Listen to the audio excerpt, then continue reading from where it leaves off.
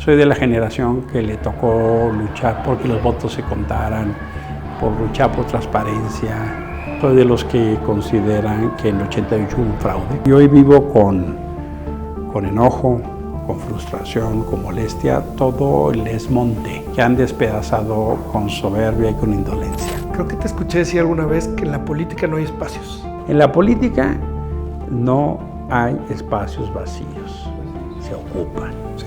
Emilio Álvarez y Casa, sociólogo, político y vocero de los derechos humanos para alcanzar la paz, la justicia y la dignidad en el país. En nuestro sistema educativo, el niño o la niña modelo es el que está calladito y le ponen una estrellita y le ponen un osito trabajador, el callado y el obediente. La niña problema es la que pregunta, la inquieta, la que se mueve. El rebelde. Nuestro sistema educativo es una especie de zapato donde no construye ciudadanos, construye un paternalismo, reproduce gente de un pueblo que es enseñado a obedecer, no a pensar. Que afortunadamente veo ahora en las juventudes mucha energía para romper eso. El día de hoy, ¿quién es Emilio? ¿Quién es Emilio Álvarez y Casa? Mira, yo soy un... Se hizo de noche, pero estamos en una noche muy especial, porque frente a nosotros tengo un hombre que está ayudando a curtir el destino de México, que es un hombre comprometido con sus valores, que me ha quedado claro porque me he dado cuenta de que en su trayectoria, en su trato fuera y dentro de cámaras con las personas más pequeñas, hace el trato que hiciera cualquier persona que le da toda la importancia a quien está frente a ella. Y hoy nos honra en este espacio que buscamos de Casi Famosos para decirle al mundo que la gente que trabaja todos los días por su familia, por su patria, por sus creencias, es la persona que merece toda nuestra atención y donde podemos poner nuestro ojo para aprender, para inspirarnos. Y ojalá que este instrumento, que este momento que tratamos de documentar, sirva para que todos pongamos un poquito más de lo que hacemos por nuestro México, porque a veces pensamos que estamos en una libertad absoluta porque estamos dentro de nuestro celular o nuestra pequeña burbuja, pero no nos damos cuenta que es una responsabilidad para nosotros construir un poquito del México que todos detentamos. Entonces, hoy creo que este hombre que está frente a mí, que además es mi tocayo, Sí, tocayo. Sí, así es, pues nos enseña todo esto. Y es una lucha incansable que yo creo que no va ni a la mitad, pero que está rindiendo sus frutos y definitivamente es un gran ejemplo para todos nosotros. Gracias, tocayo. Muy contento, muy alegre de volvernos a encontrar. Sí, de volvernos a ver, grande gusto. Muchas Cuando gracias. Te conocí no tenías barba. Así es. ¿No? Y ahora ya estás muy del lado correcto. Ya estoy entendiendo. Exactamente. Qué gusto. Al gusto, contrario, tocayo. muchas gracias porque sé que tuviste un retraso de avión, porque sé que está la inclemencia del clima sí. y que tardaste más de una hora en llegar a esto y como quiera, siendo estas horas de la noche, te das este momento. Eso es un signo muy claro de la personalidad que tienes tú. Es una grande alegría y oportunidad también. Sí. ¿No? Yo pienso que los espacios de conversación son tesoros, ¿no? Sí. Así que muchas gracias, tocayo. Al contrario. Por favor, regálanos saber un poquito del día de hoy. ¿Quién es Emilio? ¿Quién es Emilio Álvarez y Casa? Mira, yo soy un chilango, de una familia chilanga. Mis abuelos, mis bisabuelos eran chilangos. Así que soy chilango de generaciones. Dicen que los chilangos son los de fuera, pero ya se ha generado como una simbiosis cultural. Cierto. ¿No? Y diría, oriundo de la Ciudad de México y su familia. Soy pues un esposo. Estoy casado con Raquel. Vamos para este año cumpliremos 32 años. Wow. Soy padre de 2 muchachas y un chico, Guadalupe, Luisa y Jesús. Soy hijo de una tribu. Mis papás tuvieron 15 hijos. Wow. Y la primogénita murió y se desquitaron con 14. Híjole, ¿no? qué De esos yo soy el 12. Ajá. ¿no? Entonces, cuando me dicen, yo he dedicado una parte importante de mi vida a trabajar en derechos humanos. Cuando me dicen, oye, ¿por qué trabajaste en derechos humanos? Pues por sobrevivencia, carnal. Claro. Venía de esta tribu, fuimos 8 mujeres y 6 hombres. Soy sociólogo, estudié sociología en la UNAM. Sí. Luego estudié una maestría en ciencia política en la Flaxo, en la Facultad Latinoamericana de Ciencias Sociales. Hice un diplomado en comunicación política y tengo un doctorado en ciencias políticas y sociales de la UNAM también. Soy un hombre de lealtades y de fuerzas, le voy a Cruz Azul. Es la mejor escuela de la lealtad. De la resiliencia. De la resiliencia. Sí, diría un amigo, ahora yo lo voy a Cruz Azul en que gane. Dedico ahora mi tiempo a la construcción de una nueva fuerza política, una fuerza ciudadana que se llama Somos México. Sí, señor. He sido profesor muchos años de mi vida. He dado clase 15 años. Yo me considero un hijo de la educación pública, laica y gratuita. Me considero un hombre de fe. Soy católico, pero en un entendimiento de una fe liberadora, no de una fe castrante. ¿No? Me gusta mucho más pensar en una imagen de Dios como papá, mamá, amoroso, y no un Dios culero que te castiga y está viendo nada más el pecado. Ese concepto no me gusta. Me entiendo como libre pensador, me entiendo como una gente que entiende que los cargos son prestados. He tenido varios cargos en mi vida, nacionales o internacionales, y me considero como hijo de la cultura del esfuerzo, ¿no? Pues cómo no va a ser, pues soy el 12. Fíjate nada más. Y hoy estoy viajando mucho por México, escuchando, platicando. Hice de la causa de los derechos humanos mi plan de vida, y eso me llevó desde hace muchos años al activismo ciudadano. Yo vengo de sociedad civil, soy de la generación que le tocó luchar por un IFE ciudadano, porque los votos se contaran, por luchar por transparencia. En los 90 para mí fue ese despertar ciudadano. Vengo de la generación del 88. Soy de los que consideran que en el 88 hubo un fraude y que catapultó toda esa generación para la transición democrática, y hoy vivo con enojo, con frustración, con molestia, todo el desmonte de las cosas que construimos en los últimos 30 años, que han despedazado con soberbia y con indolencia. Y me entiendo como, pues sí, como un activista de la causa de la democracia y los derechos humanos. Pues creo que has dado profundidad a lo que significa tener mucha conciencia de una vida, que nos ha tocado platicar con una serie de personas y nos damos cuenta que muchas veces es lo que falta, entender quién somos y cuál es nuestro lugar en un ecosistema, en una cosmovisión, en un estado, en un país, ¿no? Entonces, qué genial, no tenía idea de eso, de tu lugar en la tribu. Sí. Qué interesante ha de ser toda esa dinámica. Fíjate, el chat de mis hermanas y hermanos se llama Clan. Está bruto. Clan 14. Sí, sí, sí. Y con sobrinos y sobrinas, porque ya algunos son mayores, ya tienen hijos. Y le llamamos Gran Clan. ¿No? Así, soy así, ¿no? Me entiendo formando procesos, construyendo. Y sí soy del tipo de personas que trata de apostar en las cosas que cree. A veces se gana, a veces se pierda, pero incluso a la gente con la que no comulgo mis ideas o sus ideas, pero si es gente auténtica se le respeta. Claro, claro. Yo creo que eso es parte de la esencia del término de relación, de respetar. ¿No? Claro, claro. Y todo este tema que a ti te ha tocado vivir, digo, te vi yo en un Senado, que hay muchas cosas que hablar de tu vida, por supuesto, y de la sociedad civil, que justo me da mucha pena, mira cómo quedó del viaje. Hombre, no. Pero este fue el siguiente libro que nos aventamos. Qué padre. Y viene de una tesis doctoral donde analizamos el tema de las organizaciones de la sociedad civil, de cómo hace la diferencia. Sí.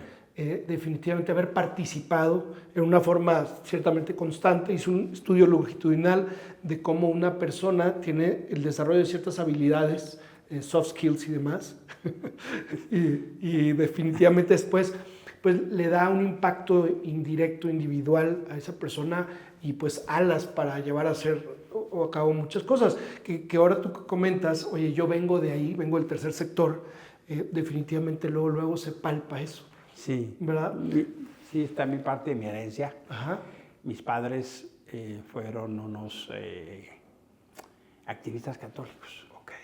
A fines de los 50 fundaron una expresión que tuvo mucha potencia, que se llamó el Movimiento Familiar Cristiano. No me digas, mis padres fueron equiperos de ahí, bueno. Coordinadores también del MFC. Mis padres fueron fundadores del MFC, wow. Yo soy hijo del MFC. Wow. A mediados de los 60 hubo una reunión muy importante en Roma, que se llamó el Concilio Vaticano II, claro. que fue la reunión de obispos de todo el mundo y que fue una puesta al día de la Iglesia Católica, le llaman ayornamiento. Mis padres fueron el único matrimonio que fueron como auditores al concilio. Y de ahí sale una asociación civil que se llama CENCOS, Centro Nacional de Comunicación Social. Entonces, de muy chavito me toca ver eso. Mi padre era un ingeniero, deja la ingeniería civil para dedicarse a la ingeniería social. Entonces, camina eso. Yo de niño vivo eso. Y cuando termino la universidad, yo me incorporo a CENCOS. Hice un viaje loco. Terminé la maestría muy chavo, la terminé a los 25 años. Ajá. Era medio ñoño, ¿no? Con la barba ese te quitó, ¿no? La barba la tenía, fíjate, me la dejé a los 19. Ah, no, me decía mi mamá, ¿por qué te quieres ver viejo? Sí. Digo, no me quiero ver viejo, no me quiero rasurar. Sí. ¿No? Me irritaba. Entonces, de ahí terminé la maestría y me hice un viaje de Londres a Katmandú en autobús. Me eché 3 meses viajando así. Un cuate uruguayo que estaba más loco que una cabra organizaba esos viajes. Ajá. Compraba un camión. ¿Comprado? Él lo compraba, okay. Lo habilitaba. Sí. Organizaba un grupo y nos íbamos por tierra y en Katmandú vendía el camión. Okay. Y con esa lana se iba a un lugar del mundo a pintar. Wow. Y así llegó a Pátzcuaro. Y ahí vivía mi hermano Pedro. Fíjate. Entonces, cuando yo terminaba la maestría, me dice, oye, ¿por qué no organizamos un viaje?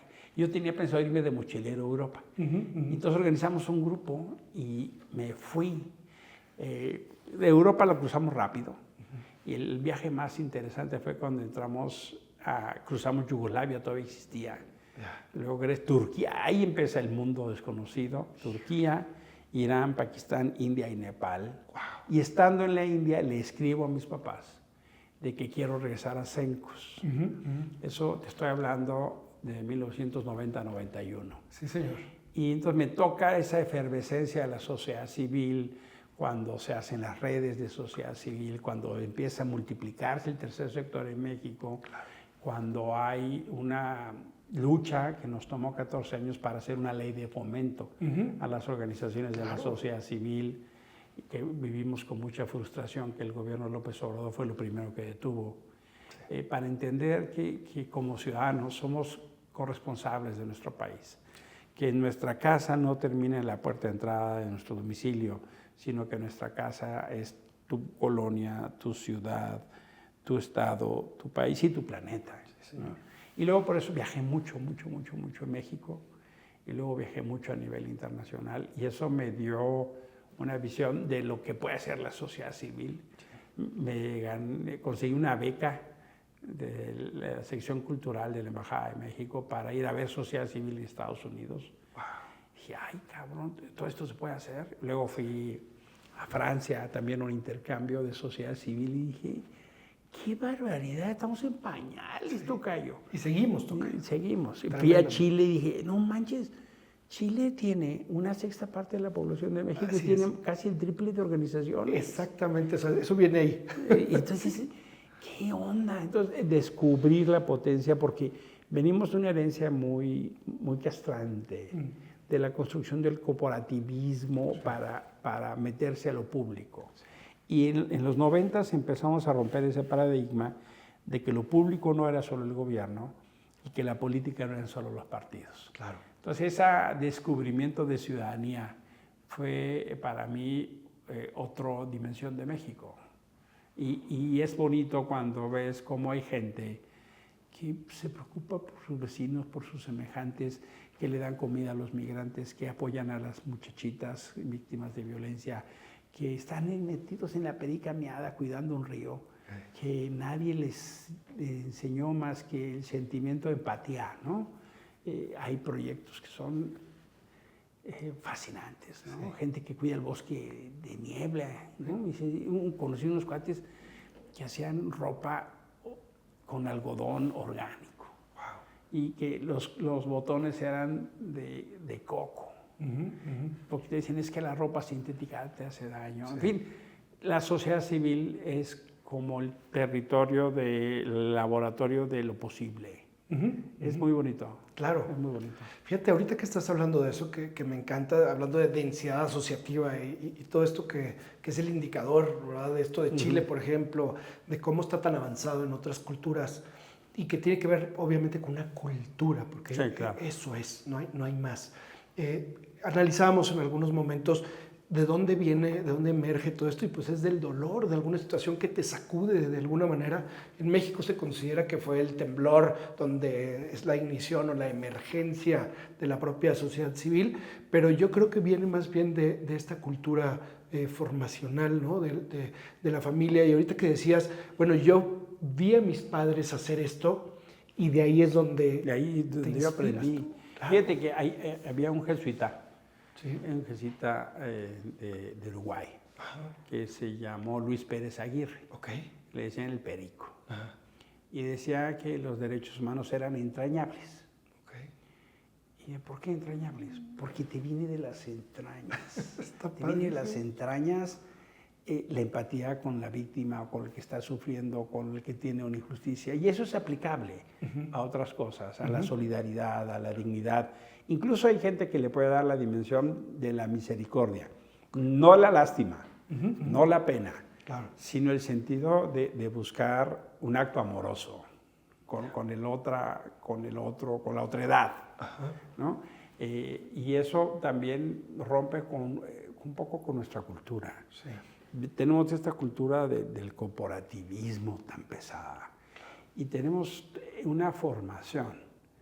Fíjate qué cosa que toca yo. En nuestro sistema educativo, el niño o la niña modelo es el que está calladito, bien portadito, bien peinadito. Que se aprendió todo. Y le ponen una estrellita y le ponen un osito trabajador. El niño modelo, la niña modelo es el callado y el obediente. El niño problema, la niña problema es la que pregunta, la inquieta, la que se mueve, el rebelde. Entonces, nuestro sistema educativo es una especie de zapato donde no construye ciudadanos, no construye libre pensadores en su mayoría. Hay gente que sí, no quiero generalizar de esa manera, pero lo que creo es que nuestro sistema educativo no construye ciudadanía, reproduce un paternalismo, reproduce gente que a mí me lo hicieron ver mis compañeros latinoamericanos cuando estudiaba la maestría. Una colombiana, una argentina, una venezolana, me dicen, oye Emilio, ¿ustedes por qué dicen mande? ¿Cómo? Sí, ustedes, el mande es una expresión colonial, claro, de obediencia, de servidumbre, y luego todavía te regañaban si no decías mande usted. Nosotros decimos ¿qué? Y acá, ustedes contestan mande. Sí. Y enseñamos a nuestros niños, a nuestras niñas, a decir mande. Sí. Eso es un reflejo de la herencia colonial que todavía tenemos, de un pueblo que es enseñado a obedecer, sí, no a pensar. Sí. Y esas son las taras culturales, las herencias culturales que tenemos que romper, que afortunadamente veo ahora en las juventudes mucha energía para romper eso. Sí, definitivo. Ya no se puede ver a un rebelde, a una persona que está levantando la mano para decir esto no estoy de acuerdo, como alguien que está equivocado. Pero definitivamente, y debemos de decirlo también, o sea, los constructos sociales y la propia iglesia y varias instituciones, pues también así, eso que decías ahorita, o sea, el Dios no castrante, el Dios que te está nada más auditando, no es el que estamos buscando. No pensé, honestamente, tocayo, ver la crisis institucional que tiene la Iglesia Católica. Te lo digo como católico. Sí, sí, sí. Por mi trabajo, yo entré a Cencos, ¿no? Era director de proyectos y trabajaba mucho en cooperación internacional. En Europa hay una serie de agencias de cooperación para el desarrollo, en Estados Unidos y Canadá. Entonces yo presentaba proyectos y para hacer trabajos de educación en derechos humanos o promoción. Y por eso viajé mucho. Entonces, fui a un templo en Bélgica. Y le dije a la amiga que me recibió, ¿no? Oye, quiero ir a una misa, a una iglesia. Era una monja, muy progre. ¿Quieres ir a una misa? Así como... Sí, extrañada. Bueno, te voy a llevar a una parroquia de obreros. Esa va a estar buena. Y llegamos a un pinche iglesión, ¿no? Enorme, el domingo a las 2. Yo veía las misas de México a las 2 hasta su madre, ¿no? Y ahí estaba medio solo y veía unos chamaquillos ahí jugando. Y ella les preguntó, ¿dónde es la misa? Ya le explicaron ahí. Sí. Llegamos, pasamos por la iglesia vacía. Y entramos como a unos catacumbas, Era un cuartito. 30 personas. Wow. Puta madre, qué vieja iglesia. Y luego fui a Inglaterra, la iglesia vacía. Y dije, no, pues qué mal está la cosa en Europa. Y que voy llegando y ahora... 30 años después veo eso en México. Sí. Las iglesias vacías, las mujeres enojadas con la iglesia, los jóvenes enojados con la iglesia. Eventualmente van a la cosa sacramental. Sí. Van a los bautizos, van a las bodas. Pero es más, los chavos ya no se casan por la iglesia. Claro. Mira, las últimas 10 bodas a las que yo he ido, hijos de mis amigos o de familiares, de 10, 3 han sido bodas religiosas. Sí. 7 son un kind of... ¿no? Dialoga con el rito, ¿no? Sí. Porque es cultural la cosa, ¿no? Costumbre. La celebración de una vida en pareja, ¿no? Sí. Pero bodas religiosas ya no. Y la cosa, el escándalo de la pérdida de la autoridad moral, la cosa de los escándalos sexuales, la pederastía, los abusos sexuales de la iglesia y la distancia entre lo que se dice y lo que se hace por algunos jerarcas. Sí. No, hay gente extraordinaria de la iglesia, hay religiosos, hay curas extraordinarios, pero hay una parte importante de la jerarquía cuyo testimonio es tan antievangélico que aleja. Claro. Y hoy la gente ya no se traga del todo, que pues porque te lo dice el cura es así. No, claro. No. Ha empezado a darse una disociación. Sí. Y en lugar de entender ese dilema y en lugar de tener una puesta al día, se cierran. Sí, señor. Y pues peor para ellos porque están en una crisis de vocaciones. Claro. La mayoría de las órdenes religiosas. ¿Y de feligreses también? Definitivo. Es que ya está pasando, creo que esta revolución de las conciencias de la que tú hablabas, está sucediendo en todos los ámbitos, de alguna manera. Pues sí, ¿no? Pues sí. Mira, es bien interesante porque tú ves una búsqueda espiritual. Sí. O sea, por ejemplo, muchos chavos practican yoga. Sí, ¿no? Sí. A diferencia de tu generación, tocayo, en mi generación, los vegetarianos eran como fichas raras, carnal. Sí. No, o sea, los veganos no existían. Así es, ¿no? Así es. Se contaban y no, es vegano, es vegetariano, debe estar enfermo. Claro. ¿no? Hasta un lado. Ahora, la mitad de los amigos de mis hijas e hijos son vegetarianos o veganos. Sí. Hay una parte muy importante de sus amistades de la diversidad sexual. Chicos y chicas con plenitud de vida, con sus opciones, y que son cada vez más acogidos en el término del respeto. Claro. Y no tienes que compartir si no quieres, pero tienes que respetar. Tú no tienes que ser indígena para ser empático con los indígenas. Tú no tienes que ser mujer para ser empático con las mujeres. Tú no tienes que ser migrante para ser empático con los migrantes. No se le pide a la gente ser eso, se le pide ser empático. Ni fomentar siquiera. No, hay gente que cree que respetar es fomentar. Exacto. Y se apanican, porque su estructura moral es tan rígida que le genera miedo a la diversidad, tocayo, porque crecimos con una matriz de uniformidad y creemos que la unión y la fuerza vienen de la uniformidad.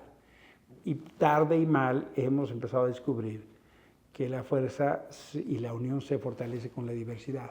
Definitivo. Y hay gente que se siente amenazada por lo diverso. Eso dice Justin Trudeau, ¿no? Que nuestra fuerza es la diversidad. Las diferencias son la diversidad. Canadá es un ejemplo. Es maravilloso. Canadá es un ejemplo. Ellos enseñan, fíjate qué interesante, tienen en las escuelas primarias más de 80 idiomas como primer idioma y el segundo el inglés. Sí. Porque ellos han construido una identidad que es lo innegable, es la diversidad. ¿No? Sí. En nuestro propio país, el PRI construyó una identidad tan fuerte en el siglo XX, ¿no? Pero, pues, ¿cómo te explico? Un niño de Mérida y un niño de Monterrey tiene poco en común. Un niño de la Tarahumara con un niño de Guadalajara. Claro. ¿No? Un niño de Ciudad Juárez con un niño de Veracruz. ¿No? Sí. México es una construcción. Son muchos Méxicos. Pero somos muchos Méxicos. Sí. Los acentos, la comida, los estilos, claro. La gente de la costa, la gente de la sierra. Y eso también me di cuenta, México es enorme. Sí. Yo viajaba en Europa y decía, ¿ya se acabó el país? No manches, parece Tlaxcala. No, esto está como Guanajuato, sí. ¿No? Y, oye, pues ya crucé a Alemania, pues parece Chihuahua. Claro, ¿no? Claro. O sea, es que México es del tamaño de Europa Occidental. Es inmenso. Entonces te das cuenta de su dimensión, su tamaño y la necesidad de que ampliemos nuestros pensamientos sin sentirnos amenazados. Hoy hay una cosa pendular, ¿no? Hay un péndulo de regreso de todos los que se han sentido amenazados por los derechos, por las libertades, por la diversidad. Hay un péndulo y lo ves en distintos países, ¿no? Qué genial es poder tener esta visión. Los que hemos tenido la oportunidad de vivir en otra parte, de viajar y de ver todo lo que se puede hacer. Siempre. Pero no extrañas lo que no conoces. Entonces, ¿cómo pedirle a aquella persona que está en Guerrero o en Oaxaca, muchas veces, que pueda percibir esto? Y bueno, y para mi sorpresa y medio contrariándome, también me doy cuenta, por ejemplo, cuando yo estuve en gobierno federal, que me tocó también servir un ratito por allá, en el Instituto Mexicano de la Juventud, me di cuenta, por ejemplo, que tanto Guerrero como Oaxaca eran los que ganaban todos los concursos, eran los que generaban los mejores, todo lo que generábamos nosotros de, vamos a decir, de convocatorias, de proyectos, de todo eso, se lo llevaban porque estaban ávidos de todo esto que significa la falta de recursos, pues genera creatividad y hace que logres metas. Sí, ¿no? Tienen dos componentes interesantes. Esa necesidad, pero también tienen una cultura colaborativa. Sí, sí. ¿No? En Oaxaca y Guerrero en Chiapas, hay algunos lugares de nuestro país que la construcción de la comunidad y de las personas es colaborativa. Y eso genera una mayor posibilidad para hacer proyectos. Sí. Entonces se juntan literalmente el hambre con las ganas de comer. Sí, sí, ¿no? Sí. La capacidad para hacer proyectos y un contexto para sumar voluntades. Y no es casual, es casual. Sí pienso que vivimos un momento fascinante porque estamos en un cambio de época, tocayo. O sea, trabajamos muchos años por libertades y por derechos y tratar de construir barreras a las desigualdades, a la discriminación. Y ahora viene una contracultura, como que si se valiera otra vez, ¿no? Discriminar, ofender, insultar, polarizar. Es un momento bien fascinante. Para tu generación va a ser un dilema, porque ustedes han crecido bajo el paradigma de los derechos humanos y lo que viene es en sentido contrario. Para todos nosotros, pero nos tocó luchar por eso y construirlo. Convenciones, instrumentos, acuerdos internacionales. Y tu generación creció con eso. A nosotros nos tocó construirlo. Sí. Y ahora viene vuelta para atrás. ¿Y qué vamos a hacer? Esa es la gran pregunta, ¿no? La pregunta que yo creo, a veces platico con la generación que me sigue, ¿no? ¿Cuáles son sus causas? Exacto. Tengo unas muy claras. El medio ambiente me parece muy claro. Es la número uno quizá en El números. tema, y ahí incluyo el tema del agua.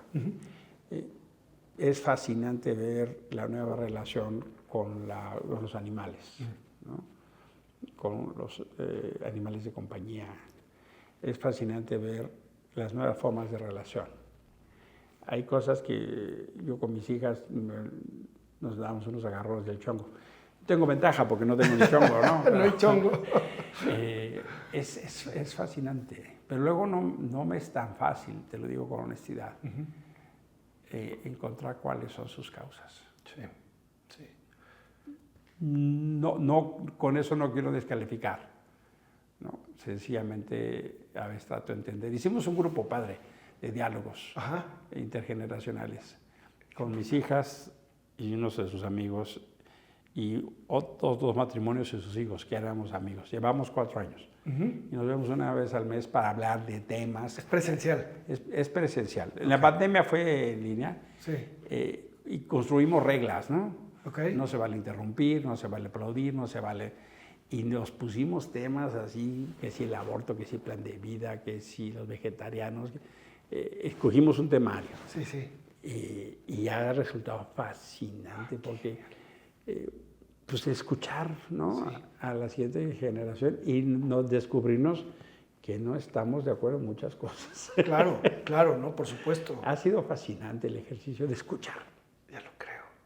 Y descubrimos muchas cosas de nuestras hijas que no sabíamos. ¿Eso lo hicieron por sus hijos? Yo tuve un pleito muy fuerte con mi hija mayor, Guadalupe. Ok. Ella era de las chicas que estaban tomando las escuelas en la UNAM. Okay. Ella estudió en la Facultad de Ciencias. Ajá. Y tomaron la facultad, hicieron los paros. Yeah. Y fue un tiempo crítico, ¿no? Iban a las marchas. Y la otra hija también estudió en la UNAM. El otro hijo estudió en una universidad más pequeña. Y le decía, oye, Guada, pero luego son expresiones muy violentas, ¿no? Ajá. Y me decía, oye, papá, nada más acuérdate, a las mujeres las matan 11 al día por feminicidio. Y el feminismo nunca ha matado a nadie. Entonces, la próxima vez que digas que somos las violentas, acuérdate de eso.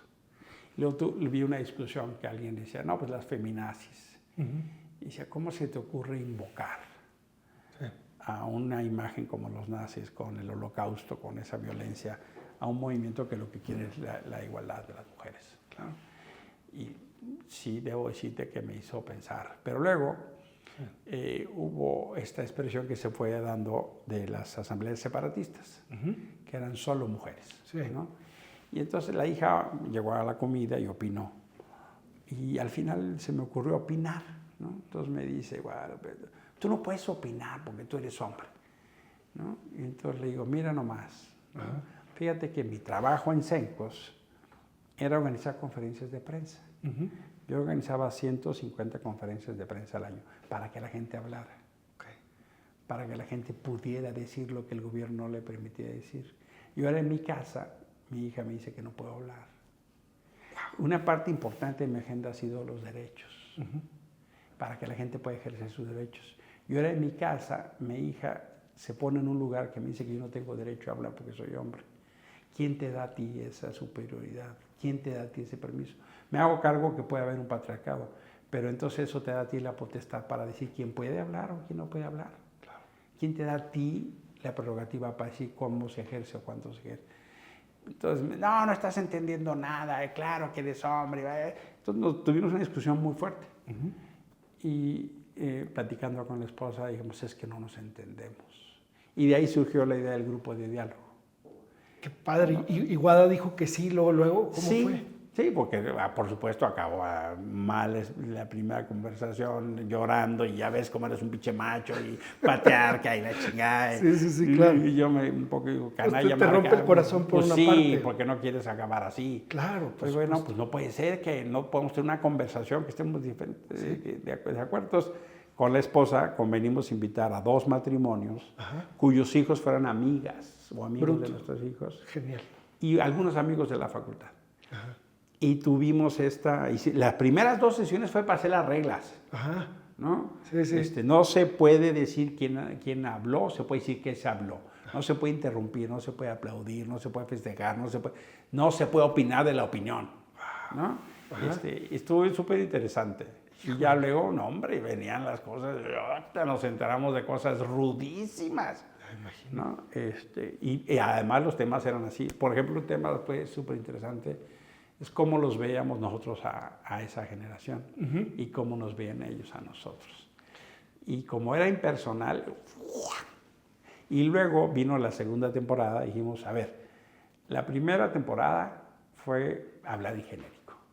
Ahora vamos a hablar desde el inexorable yo. Tienes que hablar de ti por ti. Llevamos estas 2, le hicimos temporadas porque fueron 2 etapas, llevamos 4 años. Ha sido un aprendizaje extraordinario. ¡Wow! ¿Y cómo has visto, por ejemplo, a tu hija en ese sentido? Que sin duda de ser hija de tigre pintito. No, bravísimas, son bravísimas. Pero bueno, también muy entendida y muy consciente, me imagino. Fíjate que ha habido un cambio de todos. Padre. Porque el dialogar y el escuchar te mueve el lugar. Claro. ¿No? Claro. Por ejemplo, me platicaban, ¿cuál ha sido tu experiencia para trabajar con gente de nuestra generación? Y varios de los comentarios nuestros eran lapidarios, ¿no? Así, ¿no? Con la voz. Porque decíamos, no, pues nosotros venimos de la cultura del esfuerzo, de los mentores, que sí creímos en el mentoraje, y no vemos eso ahora. Y entonces luego nos decían, ¿cómo nos ven a nosotros? ¿No? Y decían, ¿Qué te dijo en ese sentido? No, lo que pasa es que ustedes son jefes, ¿no? Y nosotros no tenemos trabajos con seguro social, no tenemos certeza de que vamos a tener casa. ¿Para qué tener hijos? Eso es irresponsable. Claro. Ustedes no se hacen cargo del pinche mundo que nos están dejando. Súper interesante. A veces escuchabas a otras parejas decir lo que tú quisieras decir y viceversa. ¿No? Sí, claro. Yo creo ese ejercicio me ha hecho creer firmemente que nos hace falta dialogar más. Sin duda el problema más grande del mundo, de los municipios, de las casas, de todo, es la comunicación. Tenemos pocos espacios de escucha. Y en consecuencia, pocos espacios para resolver nuestras diferencias. En casa, generalmente las diferencias se resuelven por la vía de la fuerza, ¿no? Bajo la vía de que los papás mandan. Sí, claro. En las escuelas también, en los trabajos también, en las iglesias también. Tenemos pocos espacios. ¿Dónde es donde se construye más esos espacios?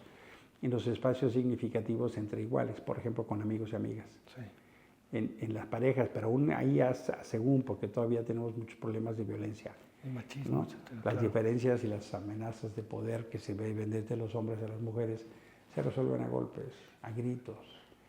Ese fenómeno, tocayo, yo creo que es otro de nuestros grandes traumas, ¿no? Sí. Que resolvemos nuestras diferencias a golpes y a gritos. ¡Wow! Cuando empezamos los diálogos, la mayoría así que como dicen, les hijes, estaban estudiando. ¿No? Y ahora ya la mayoría terminó.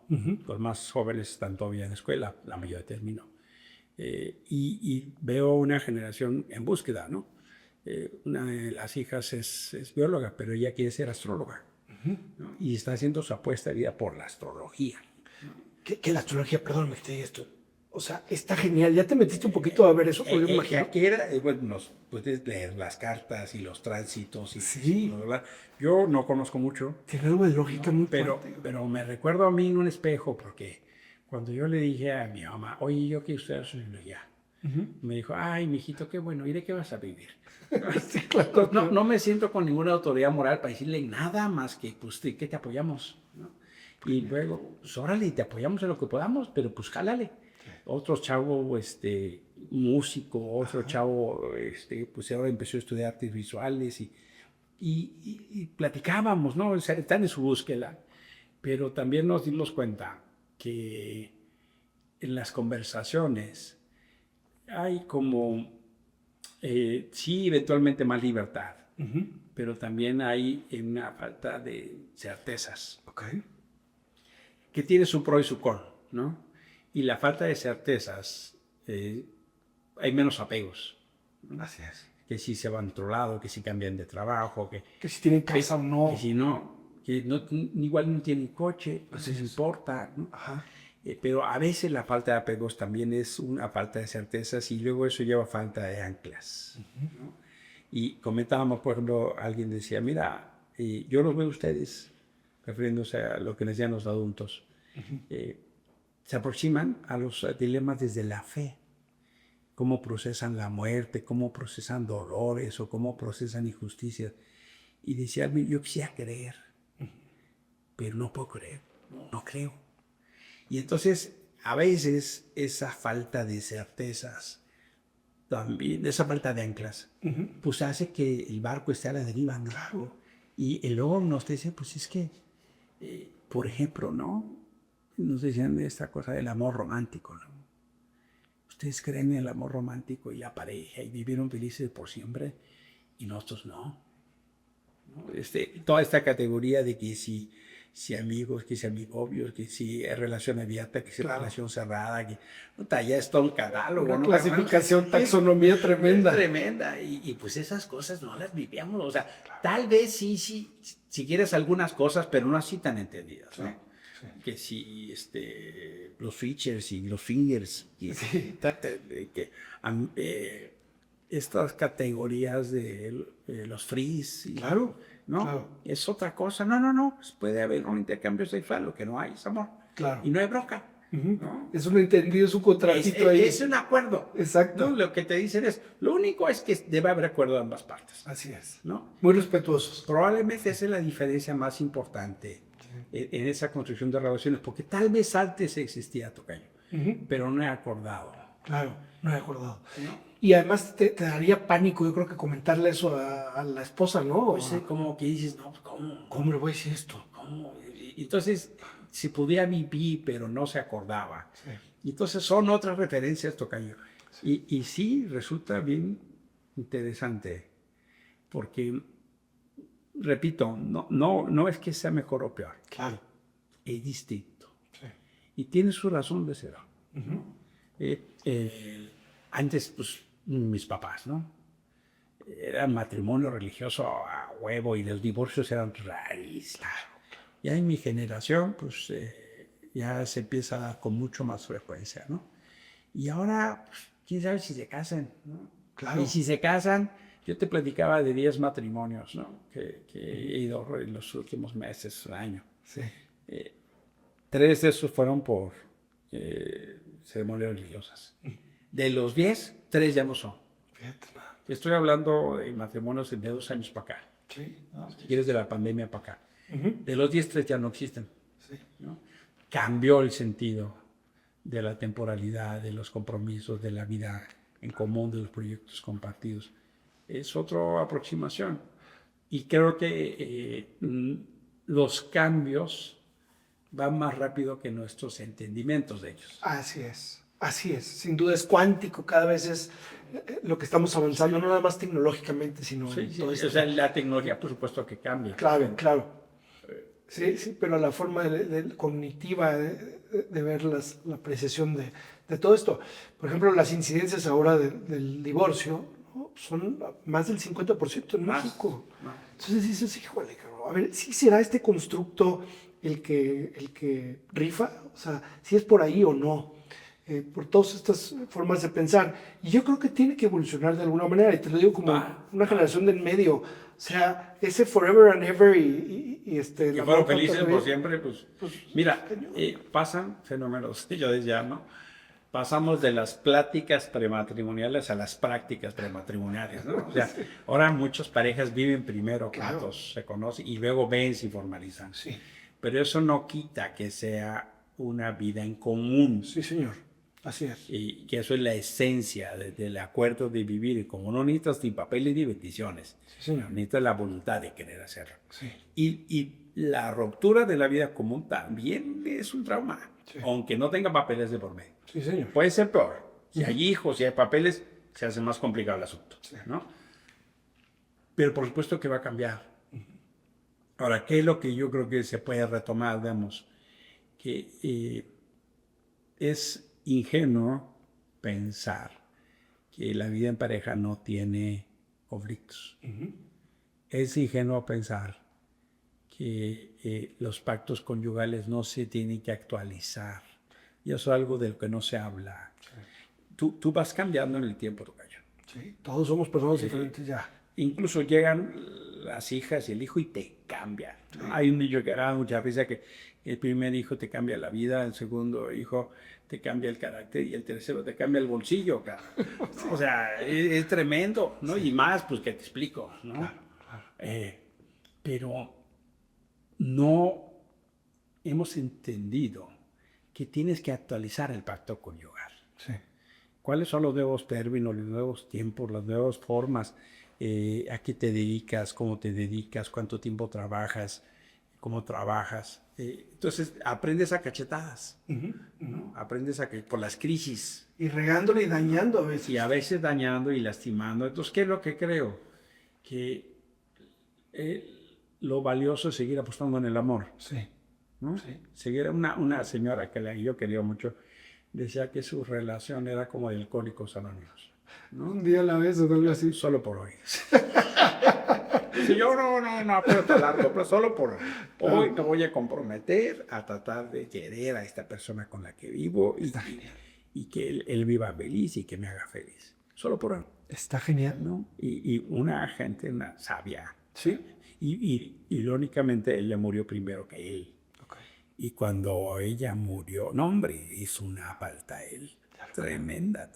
Ya lo creo. Pero es así. Y también un poco valorar en esa dimensión cómo te relacionas con los hijos, porque aprendí de otra señora que decía, piedra que le quitas hoy a tu hija, a tu hijo, montaña que le pones enfrente el día de mañana.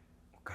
Entonces, el dilema que tenemos ahora es cómo acompañas en libertad, pero sin hacerle todo. Sin hacerle todo, sin echarlos a perder, sin hacerlos inútiles. Codependientes. Sin que dependan de ti, pues que ni modo, ¿no? Sí.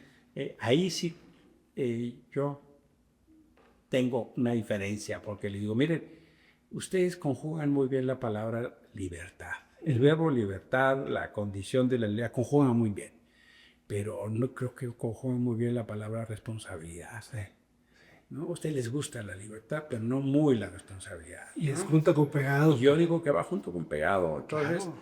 Está bien. Sí. ¿No? Qué buena la libertad es, pero háganse cargo, ¿no? Así es. Y entonces ahí es donde le amarraron todo ese rabo y ahí claro. Solo tenemos aviones que dices, híjole, ¿hasta dónde tú, por ejemplo, con mis colaboradores jóvenes, ¿no? Está bien la libertad, pero hay que cumplir, sí. ¿no? Sí. Y pues yo soy un poco de la antigüita, ¿no? Old school, que no, todo cumplía. Chinguele, ¿no? Exacto. Chinguele, o sea, gánese las cosas, aplíquese, esfuércele y vamos aprendiendo. No son las 6 de la tarde y ya me voy. No, dices, maestro, yo no tengo bronca, te puedes ir temprano, pero si tu trabajo no ha salido, atiéndelo. Así es. Atiéndelo. Lo que tengo que hacer. Lo que se tenga, yo no estoy encima. Ajá. Solo quiero que la tarea esté hecha. Claro. Hágalo. Sí. ¿No? Quiero darle libertad, pero también quiero dar responsabilidad. Y ahí a veces claro. chocamos. Pero yo creo que ahí no debe haber choque, o sea, eso todos lo tenemos que entender. Una libertad sin responsabilidad es una anarquía. Pues sí, el concepto es bueno, pero no siempre pasa. No, entiendo. Que es lo que hay que estar tirando. Ahí es la negociación, ahí exacto, es el tirafloje, o sea, sí. ¿Qué tanto apoyo, pero qué tanto, pues, déjame decirlo así, solapas o maleducas, ¿no? Claro. Fíjate qué padre que, bueno, tus hijos, ¿qué tendrán ahorita? ¿20 y tantos? La mayor va a cumplir 29. Ajá. La segunda cumplió 27. Ajá. Y el tercero tiene 22. Bueno, qué padre. Yo estoy empezando con, 7, 12 o 13 y 14. Pero me encanta ver a una persona que le da tanta importancia al tema de la paternidad y a tomarlo tan en serio, siendo que tiene unas responsabilidades inmensas también en otras partes y en otros ámbitos, como es el de México, el de la política, el de hacer política, etcétera, y que tú sigues trabajando con eso. Yo creo que eso nunca se acaba, ¿no? Fíjate que yo trabajaba en la Comisión Interamericana en Washington, era el secretario ejecutivo. Estuve del 12 al 16. Okay. Y fue una enorme distinción. Fui el primer mexicano en ocupar ese cargo. Viajaba mucho. El 40% de mi tiempo era viajar. Me eché viajes. Vivía en Washington, entonces viajaba 17 horas para llegar a Santiago de Chile. Estaba 18 horas y me regresaba. Y ahí un poco decía, fíjate que al final del tiempo, tú haces grandes sacrificios en tu trabajo, pero después del tiempo, cuando voltees, no va a estar nadie para decirte, qué bueno que lo hiciste, qué bueno que lo chingaste, qué bueno que me viste 18 horas. Nadie, claro. Va a estar tu gente cercana y querida. Entonces, ¿cuál es el aprendizaje? Hay que cuidar a la gente querida. Sí. Porque al final del tiempo, en tu vida laboral, le dedicas mucho a eso y poco a tu gente querida, pero el trabajo se va y no regresa. Y la gente querida le quitas tiempo. Sí. Una de las cosas de las que más me gustó es que cuando fui presidente de la Comisión de Derechos Humanos del Distrito Federal, fui 8 años. Hicimos un acuerdo con la esposa. Entonces, los martes comíamos con mis papás y los viernes con sus papás. Y los fines de semana, entonces, 4 días a la semana aquí en la Chilanga Banda comíamos juntos, lo que era rarísimo. Sí. Entonces yo le dije a mi secretaria, a ver, ¿usted conoce a los jefes que les gusta el dominó? Sí, sí, los conozco. ¿Y qué pasa si usted le pone una cita cuando el jefe tiene dominó? No, hombre, me va re mal y me Claro. Entonces, haga de cuenta que la comida con mi familia es mi dominó. Exacto. Y fíjate qué interesante. Eso lo hicimos cuando las niñas eran chiquitas. Y me tomó un tiempito y a una cuadra de casa de mis papás había un parque. Entonces las llevaba y jugaba media hora. Sí, sí. Ni siquiera que juntos. Hoy, ella refiere que esas idas al parque son de los momentos más felices de su infancia. Wow. Y entonces, hubo mucho esfuerzo de mi esposa, porque ella bajaba, vivía más o menos afuera en un lugar que se llama Coajimalpa. Bajaba la Roma, bajaba la del Valle y nos encontrábamos. Sí. Pero pasado el tiempo, esa dinámica la mantuvimos muchos años. 10, 15 años. Ya murió mis padres, ya murió mi suegro. Pero hoy mis hijas y mis hijos se recuerdan de esas épocas. Entonces, ¿qué diría? El tiempo que dediques a convivir y a pasar es buen tiempo. Claro. Y con tus amigos. El tiempo que le dediques a tus amigos es buen tiempo. A veces estás tan workaholic que no te das cuenta. Sí. ¿Qué es lo que yo le diría a la gente que viene? Cuiden a su gente. Es lo único que diría. ¿Cuál es tu gente? La gente que quieres. 1. Y 2, hay otra gente que no quieres, pero que también está en tu círculo, ¿no? Y tu círculo es más grande que tú. Claro. Cuando tu círculo es tu ombligo, ya la cagaste. Sí, ya perdiste.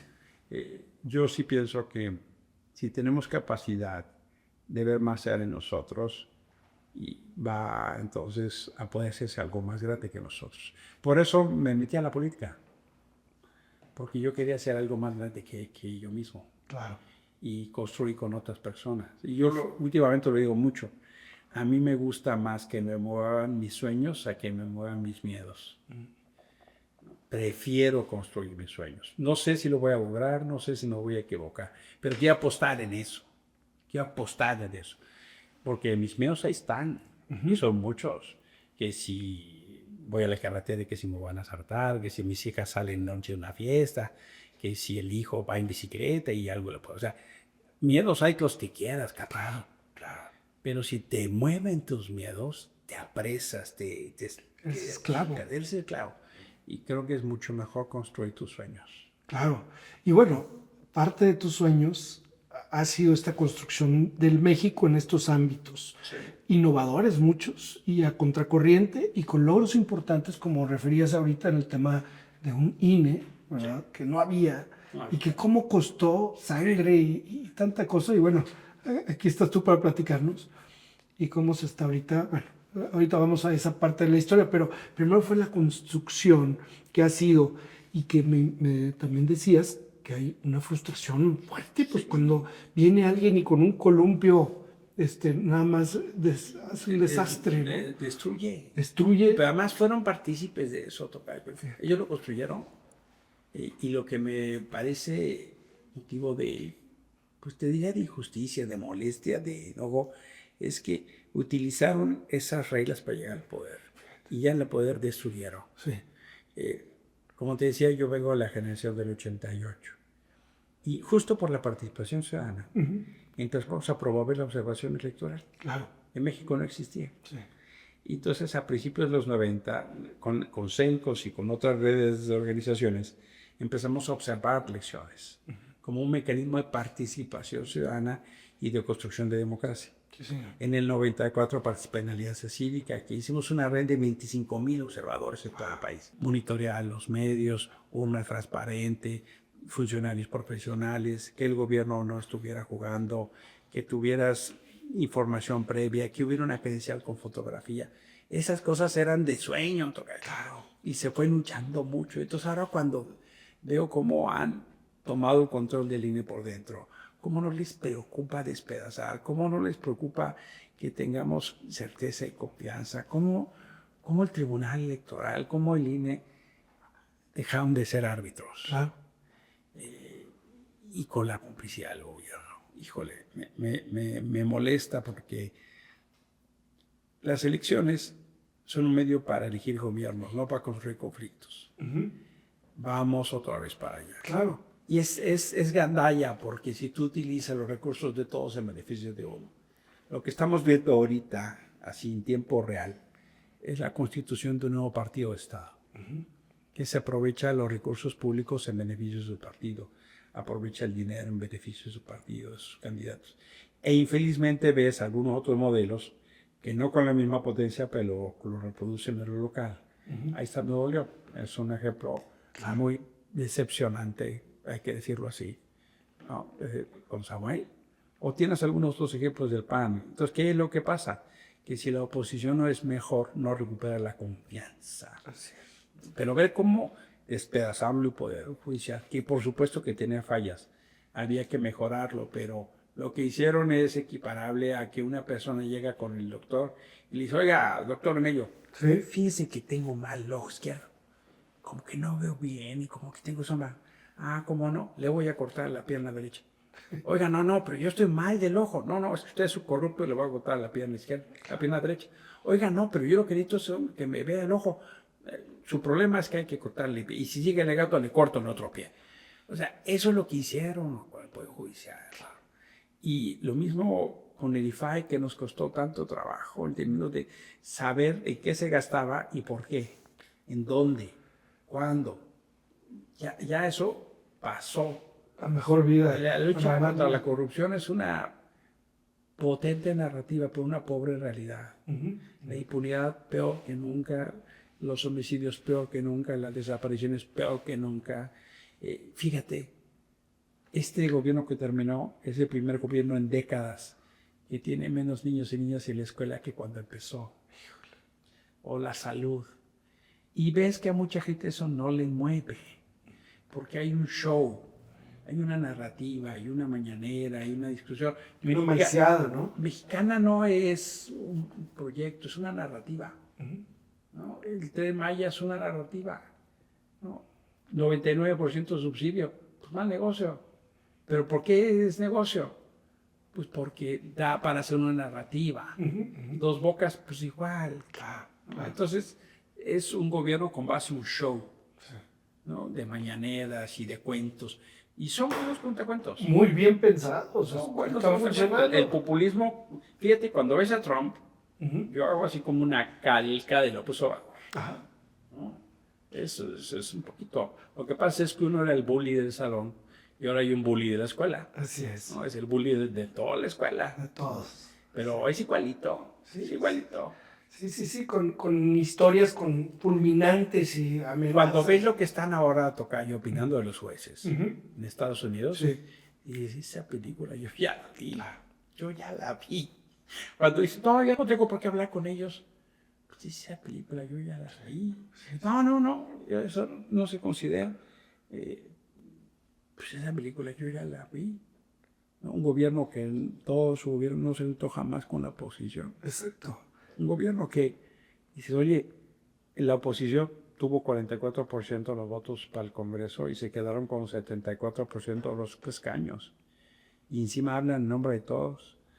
El padrón electoral son 100 millones. Sí. 40 no votaron, 25 por la oposición, 65 millones no votaban por el gobierno y hablan en nombre de todos. Así es. Y dices, ¿de qué entendimiento tienes de la democracia? Claro. En un país hay cosas que no te gustan, no te quedes cruzado de brazos, porque si tú te quedas cruzado de brazos, no solo eres parte más del problema que la solución, sino que no ayudas a que eso cambie. Claro. Y yo sí creo que poco o mucho uno tiene que ayudar a que las cosas que no están bien puedan moverse de lugar. Si en tu casa ves que el agua se está cayendo en el lavabo, te cierras. Porque si no, lo vas a tener que trapear, carnal. Claro.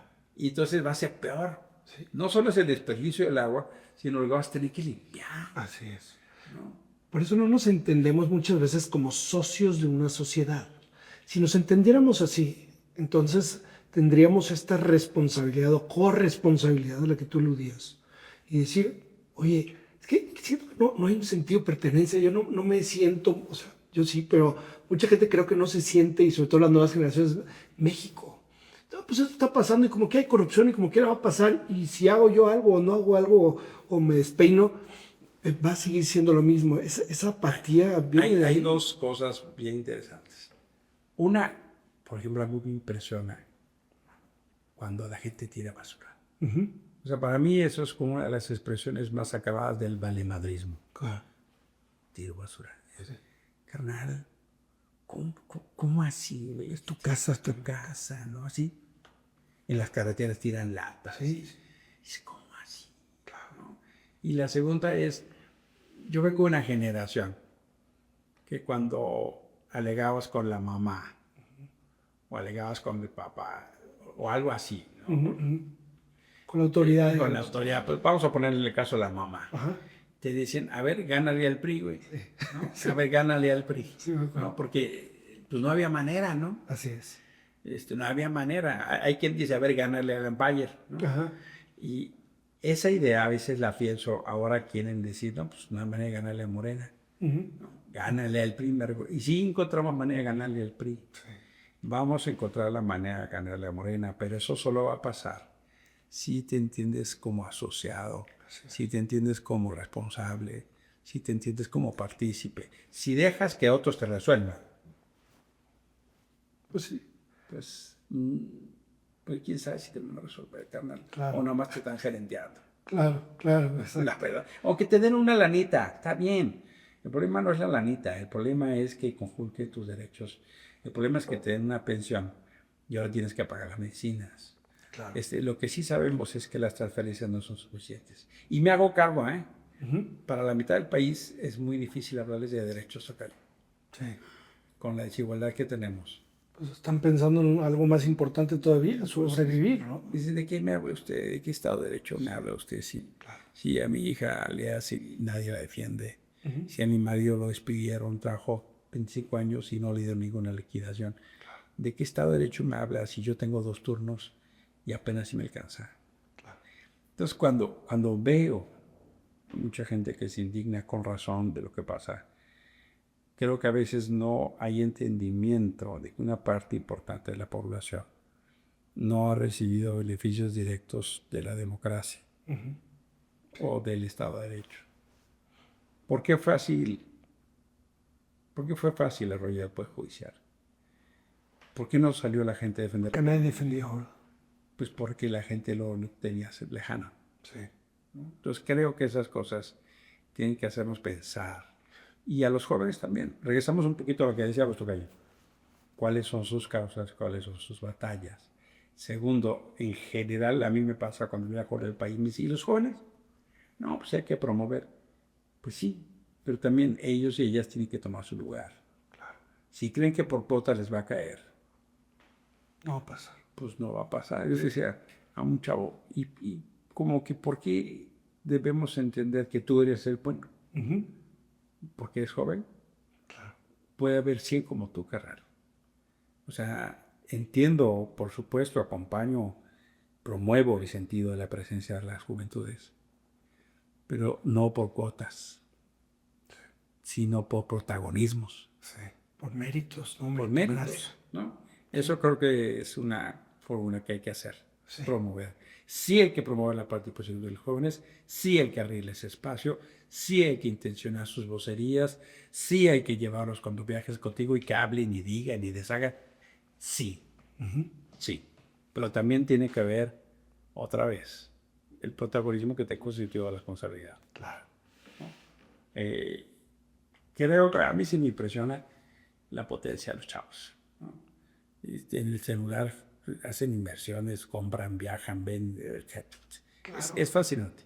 Comunican, etc. Pero no los veo muy tomando el toro por los cuernos en los asuntos públicos. No quiero generalizar, pero la idea es la potencia que tienen. Está desaprovechada. Tienen que usar este allá. Sí. Sí, lo que pasa es que luego vienen los desaires también. Sí. Y vienen todos estos cotos de poder que no permiten a nadie más que los que siguen y los Tienes razón. mismos. Tienes razón, pero no haya habido la vida. En la vida laboral, pues, ¿Sí? es arregle, papá. dar En la vida de las relaciones de amistad o de pareja es así. Sí. O sea, no hay espacio en la vida que las cosas peladitas en la boca. Sí. No hay. No, eso no existe. Creo que te escuché decir alguna vez que en la política no hay espacios. No. ¿Sí? Se como toma. espacios libres, ¿no? No hay, sí, no. O sea, en la política no hay espacios vacíos. Así es. Se ocupan. Sí. Es como, dicen que es como en la física y la química, no hay espacios vacíos, se ocupan. Si alguien deja un espacio, alguien lo va a ocupar. Claro. Y yo sí creo que es importante que las juventudes tomen esos espacios, pero es un poco naif pensar que se los van a dar. Sí, sí, claro. Pero esa es la esperanza de las nuevas generaciones. Hay que ir a tomarlos. Hay que ir a tomarlos. Hay que ir ay, sí, no, es del espacio a los jóvenes, muy bien. ¿Y quién de esos 100? Claro. ¿Por qué A y no F? Así es. ¿No? Sí, sí, sí. Hay que ir a tomarlos. Sí, señor. Hay que ganarlos. Hay que ganarlos y eso se hace con, pues, chingarle, talonearle, recorrer territorio, recorrer ideas. Es la combinación, ¿no? ¿Hay que abrir espacios? Sí. ¿Pero quién los ocupa? Los que se los ganan. Los que se los ganan. Nada más. Quien se lo gane. Está genial. Quien se lo gane y está padre. Entonces eso te combina apertura, inclusión, con capacidad de liderazgo. Claro. Y entonces es muy potente. Sí. Es muy potente. Y es potente el bono demográfico, inclusive ahorita todavía Sí, seguimos con ese todavía bono. seguimos. 1 de cada 3. O sea, Todavía seguimos. Sí, ¿no? 1 de cada 3 mexicanos son jóvenes. Todavía seguimos con eso. Es un gran momento país. Sí, sí. No del todo bien usado. Sí. No del todo bien usado. Está genial. Tocayo, bueno, pues nos has platicado del hombre, nos has platicado de tu trayectoria, de tu familia, cosa que agradecemos mucho, porque yo creo que todos estamos buscando siempre ver la profundidad de una persona que pues, nos ha representado y que entiendo que también estás buscando que haya este proyecto y que este proyecto pueda ser la oposición que todos estamos esperando. Sí. Somos México. Fíjate que la verdad de las cosas es que yo lo intenté por varios lados, tocayo. Como te comenté, viví en Washington. Y una de las razones por las que regresé, yo me pude haber quedado otros 4 años allá. Era un trabajo pesado, pero un buen trabajo. Sí. Pues era un funcionario internacional, tenía un buen sueldo, Washington es un lugar con una extraordinaria calidad de vida. Pero decidí regresarme porque me dolía el país. Durante muchos años hice todo tipo de informes, todo tipo de recomendaciones, todo tipo de... Dije, ya quiero estar donde se toman las decisiones, ¿no? Y por eso decidí participar en política. Y la primera apuesta fue hacer una candidatura independiente, en el 17 con la iniciativa Ahora. Y cuando vimos lo que pasó en las elecciones del 17 en Coahuila y en el Estado de México, dijimos, no es por ahí. Okay. Y luego vimos cómo venía la mano para las candidaturas independientes a la presidencia de la República y menos. Entonces participó el Bronco, participó Margarita Zavala, participó Armando Ríos Peter. Y dijimos, no es por ahí. Por cultura, digamos. Varios de ellos tuvieron decenas de miles de firmas falsas. A mí me llegaron a ofrecer padrones y venderme y dije, no es por ahí. Sí. Entonces decidimos hacer una alianza. Ofrecimos un diálogo a las dos grandes coaliciones con una agenda. Y la agenda tenía que ver con el sentido de una construcción de ciudadanía y de causas ciudadanas. Somos Historia, donde estaba López Obrador, nos dijeron a través de Poncho Romo, pues mira, eso del diálogo se ve poco probable, ya ves cómo es Andrés. Y en el otro lado estaba Ricardo Anaya, Alejandra Morales y Dante Delgado. Sí. Y aceptaron un diálogo público y aceptaron nuestra agenda. Y decidimos ir con ellos, hacer una alianza electoral, parlamentaria y de gobierno. Okay. Por eso yo llegué a senador. Competí como externo por la senaduría de la Ciudad de México en esa alianza. Okay. Nuestra apuesta era hacer nuestro propio grupo parlamentario, en la Cámara de Diputados y en el Senado. Los resultados no nos dieron para eso. Tuvimos solo 2 diputados en la Cámara y yo en el Senado. Entonces nos declaramos sin grupo parlamentario. Sí. En el Código Político eso se lee como independiente. Y así me eché 3 años en el Senado. Yo los vi, te vi ahí. El llanero solitito. Sí, señor. Y luego fundamos el Grupo Plural. Sí. Los otros 3 con Germán Martínez, con Gustavo Madero, con Nancy de la Sierra y Alejandra León. No? Era un grupo pequeño pero muy potente. Claro. Muy bravo. Nos hacíamos escuchar. Así es. ¿No? Era, pues no, dicen que alabanza a boca propia es vituperio, pero la verdad es que era un grupo que tenía agenda y se hacía escuchar. Sí, señor. Y yo creo que sentó un precedente muy importante en el Congreso de México. Entonces, y luego viene el 24, y con el Frente Cívico Nacional empujamos que hubiera elecciones primarias y decidimos participar en esa alianza como intentando ser una cuarta patita. Promovimos la Marea Rosa. Sí, cómo no. ¿No? Que llenó 120 ciudades y salimos a defender el INE y al Poder Judicial y las elecciones. Y empujamos, pero al final de cuentas nos encontramos dirigencias que cerraron la puerta. Dirigencias que era difícil posicionar una candidatura ciudadana cuando salieron como acuerdos como los de Coahuila, sí, o Lamborghinis, o venta de candidaturas. Dices, híjoles, qué difícil fue. Sí. Entonces, intentamos la vía independiente, intentamos las alianzas, intentamos promover una candidatura ciudadana, incluso le dijimos, pónganle el rosa, claro, pongan el color de cada partido, pónganle el rosa, sí, y nos cerraron la puerta, tocayo. Sí. Sí. Entonces dijimos, la verdad de las cosas es que no nos sentimos representados, tocayo. Sí, sí lo entiendo. Y por eso decidimos promover, después de un proceso de diálogo muy largo, esta iniciativa que se llama Somos México. Empezamos incluso hasta con el nombre. ¿Cómo hacemos un nombre de nueva generación, un nombre que incluya? No solo hicimos después de las elecciones un encuentro nacional, dijimos, vamos a hacer un proceso de diálogo, que nos duró 4 meses viajando, y acordamos sí a constituir una nueva fuerza. Lo primero que descubrimos es que a la gente no le gusta la palabra partido. Aleja, divide, desconfía. Claro. ¿No? Si tú dices, oye, ¿quieres un nuevo partido? La gente dice, no, un nuevo partido para qué. Oye, ¿te quieres organizar para resolver los problemas de México? Ah, sí, para eso sí. Claro, claro. Entonces, eso fue como el primer acuerdo, no llamarnos partido. Básico. ¿No? Y el momento país es donde vemos con tristeza que se lucra de la polarización, que se separa a los mexicanos. Por eso pensamos en un hombre que incluyera, pero también un hombre que vacunara. Porque si tú insultas, te incluyes. Sí. Si tú dices, somos México, son unos corruptos, entonces tú también. Sí. Sí, sí, ¿no? sí, Porque claro. somos. Para ¿no? empezar, ahí lo trae. Somos, ¿no? Sí, sí, sí. Sí. Y entonces se pensó justo en una cosa que incluyera. Padrísimo. Y aglutinara. el logotipo me gusta mucho porque dice MX en grandote y tiene al centro una bandera que cuando lo ves en fondo rosa con blanco, es la bandera de la paz. Ok. ¿no? Y eso quiere decir la paz al centro. Tomamos el color rosa porque venimos de la marea rosa. No somos eso, pero de ahí venimos. Y sí se apuesta a un proyecto muy plural.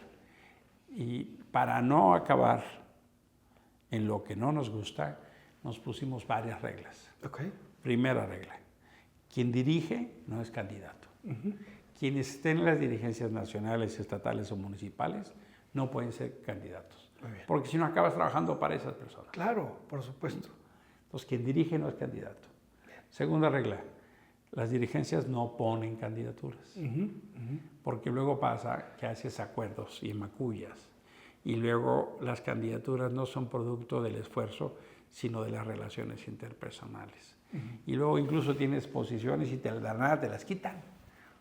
No quede bien con las dirigencias, quede bien con la gente. ¿Y cómo se va entonces a elecciones primarias? Ok. Elecciones primarias. O sea, yo entiendo que las dirigencias tienen un papel, pero ¿qué tiene que estar haciendo la dirigencia en la Ciudad de México eligiendo quién está en Monterrey? Claro. ¿Quién está en Tijuana? ¿Quién está en Tapachula? ¿Quién está en Cozolocaque? Sí, sí. ¿No? La gente sabe las historias. Claro. Que la gente decida. Entonces, no te vas a preocupar en quedar bien con el dirigente y le vas a pagar el favor en la elección interna y el dirigente te va a pagar el favor siendo candidato. No le vas a deber a nadie. A la gente. Exacto. Entonces, por eso pensamos que las elecciones... A mí me gusta el método de Argentina. Le llaman PASO. Ok. Elecciones primarias, abiertas, simultáneas y obligatorias. PASO. Todos los partidos al mismo día hacen sus internas. Y la organiza la autoridad electoral. Y quien gana ahí, se gana el derecho a ir a la boleta. Entonces no se lo debes al dirigente, se lo debes a la votación de la gente. ¿no? Entonces eso creemos que es un segundo criterio. Tercer criterio, una cuarta parte de nuestros espacios son para menores de 35 años. A eso me refería yo con apertura. Claro. Una cuarta parte. ¿no? Que tiene que ver más o menos con el correlato poblacional de ese estrato de población. Y también pensamos que tiene que haber reglas de paridad y de inclusión. Claro. Y también pensamos que tienen que haber reglas de transparencia. Hemos discutido poner límites al gasto de la nómina del partido para que no sea un modus vivendi. Hay quien dice, son los mismos haciendo lo mismo y quieren el hueso. ¿Y cómo vamos a querer hueso si no vamos a ser candidatos? ¿No? Está padre. Es un buen candado. Es un buen candado. Sí, sí, claro. Al contrario, se vale. ¿no? ¿Quién está ahí? Está gente de distintos orígenes. Tenemos gente de muchas organizaciones sociales, civiles, de la Iniciativa Ahora, de UNE, de México Unido, o de organizaciones campesinas como la CIOAC o la UGOSEM, o de espacios como la Quinitocracia, donde está Amado Bendaño, o gente que viene del INE. Por ejemplo, Edmundo Jacobo, que fue secretario ejecutivo 15 años, nos está ayudando a organizarlo. Leonardo Valdés, que fue presidente del IFE, nos ayudó a coordinar los trabajos para los documentos básicos. Esta gente como Macario Esquetino, esta gente como José Antonio Crespo, esta gente como Guillermo Valdés o Francisco Valdés Ugalde o Cecilia Lorilla o Mariana González, pero también hay un grupo de chavos padre que se llama Somos Incidencia, que es esta vocería de chavos. Cuando presentamos el proyecto fueron ellas y ellos los que hablaron, fueron los abanderados. ¿no? Y eso está padre, pues, porque están encontrando un espacio como proyectar. Y hay gente muy plural, que viene de historias ya políticas como Gustavo Madero, Guadalupe Acosta, Fernando Belauzarán o Rosario Guerra. Mismo Enrique de la Madrid, estamos en conversaciones con él. Creemos que él ve este proyecto con mucha simpatía, ya lo ha dicho. No está aquí en este proyecto Xochitl, ella ha decidido quedarse más en sociedad civil. No está acá Claudio X, él ha decidido quedarse más en trabajos también de sociedad civil. Pero es un proyecto muy abierto, un proyecto muy plural. Hemos dicho, no es ni de izquierda ni de derecha, es de derechos y libertades. Okay. ¿no? Suena muy bien. Y los temas de conciencia son, porque luego hay quien se quiere definir que si, oye, que si el aborto, que si la sociedad de convivencia, que si la diversidad sexual. Miren, tenemos pisos ya dados por la ley. Ya resolvió la ley, la Constitución, la Suprema Corte, cosas que ya están resueltas. Sí. Lo que ya esté ahí, no vamos a ir nada para atrás. Pues sí. Ya está. Claro. ¿No? Claro. Y lo otro, los temas de conciencia son. Cada quien actúa conforme a su conciencia. Si tenemos un modelo que decimos que es de derechos y libertades, lo mínimo que podemos aspirar es respetar la libertad de las personas de creer lo que consideren conciencia. Lo mínimo. Claro. No puedes obligar a alguien a actuar contra su conciencia. Sí, sí. ¿Y qué creemos? Que esto debe ser un instrumento para recuperar el camino democrático. Hay gente que dice, no, pero definan una ideología. Pues mira, yo veo que cada vez es más difícil. Yo hablo con muchos chavos y no les dicen nada que si de izquierda, que si derecha. Nada. No dicen nada. Y al contrario, las ideologías duras nada más se paran. Exacto. Perdón, pero yo no lo veo así. Y luego es muy difícil porque los de izquierda hacen cosas terribles de derecha y los de derecha andan queriéndose como izquierda. Y luego cuando ves cómo se pasan de chapulines de unos a otros, dices, no mames, pues cómo. Claro. Son iguales, cabrones. Es lo mismo. Pues no ayuda, ¿no? Sí, no. Pero si dices, oye, vámonos por las causas, por los dolores, para buscar soluciones, claro, creo que es más fácil. Definitivo. Somos México es eso. Vamos a empezar con un saque potente. A fines de febrero vamos a hacer 39 asambleas, tenemos que hacer 200. Claro. Pero vamos a hacer más o menos el 20% en febrero y nos vamos a ir recorriendo todo el país. La ley obliga a 260,000 afiliados. Queremos tener 500,000. Claro. Por supuesto que no es fácil, pero fíjate, tocayo, el peor escenario, es que no consigamos el registro, pero quedemos mejor organizados para vivir la regresión democrática. Si ese es el peor escenario, vale la pena. Estás haciendo, claro. Vale la pena. Pero yo por eso estoy metido en esto. Ajá. Sí, ha sido un momento súper interesante de viajar, que si ahora que venía de Chihuahua, que si ya estuve en Puebla, que si estuve en Tlaxcala, que si estuve en Oaxaca, que si voy a Veracruz, que si quiero ir a Hidalgo, en fin, es un momento bonito. Y hay mucha gente que tiene interés, hay mucha gente que no se siente representada. Cada elección hay más de 2 millones de nuevos votantes. Cada elección hay muchos jóvenes que se voltean y dicen, ¿y ahora para dónde, güey? ¿No? Sí. Cada elección hay gente que dice, no me gusta Morena, pero tampoco me gusta lo que veo. Claro.